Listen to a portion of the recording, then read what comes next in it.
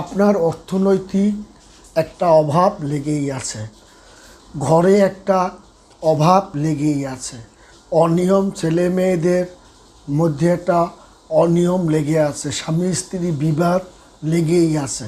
আপনি 5টি এলাচ, আপনি যে দেবতার বা যে গডের ভক্ত তার নাম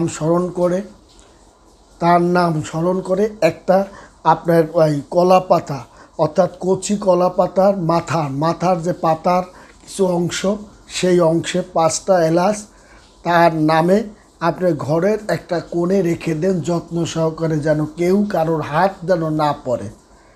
আপনি 72 ঘন্টা যেতে না যেতেই আপনি দেখবেন ঘরের আয় বাণিজ্য উন্নতি চোখে পড়ার মতো, ঘরের একটা আমূল পরিবর্তন সাধিত হবে।